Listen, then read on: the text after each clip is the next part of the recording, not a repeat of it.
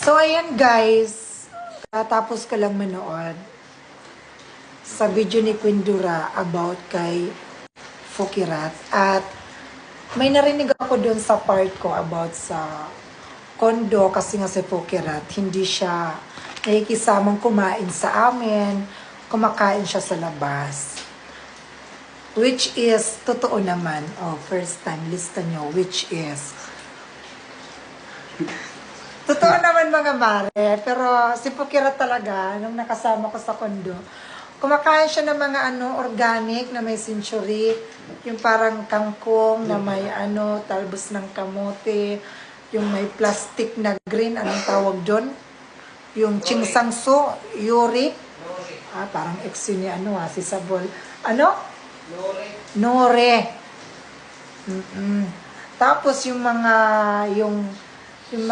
dahon, yung hugasan, nandun, nagkakalat lang. Tapos kami ni Maring Camille yung naglilinis. Pero naiintindihan naman namin si Fokirat kasi nga, si Fokirat, pa siya, may 30 to 15. Hindi pa fully paid yung brain tumor niya kasi bata pa siya. Soon, mag-grow din ang kumare natin. Mag-grow lang, pero hindi mag-glow. Yung brain niya mag-grow, yung parang matutatauhan din siya, yung brain niya maging fully paid na, yung parang alam na niya yung tama at mali.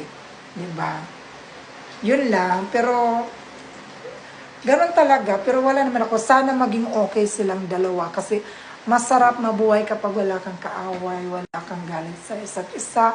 Love lang because peaceful life is the best policy. You can go what do you want. Anything else what happen because you cannot destroy to other people and other person. Yes, we have a freedom thought. Yes. Wisdom tooth. If you are no regret to other people, we are happy together and we are yes, yung magnanakaw dyan, i-share nyo na yung abuloy nyo, ha? May bagyo ngayon, ilabas nyo na yung mga ninakaw nyo, ibigay nyo, i-repack nyo na yung mga relief dyan. Oras na para i-release ang ninakaw. Mag-repack na ng dugpod. Charis lang. DDS ka daw. Kahit DDS, LBM, GSIS, kahit ano pa yan, importante buhay.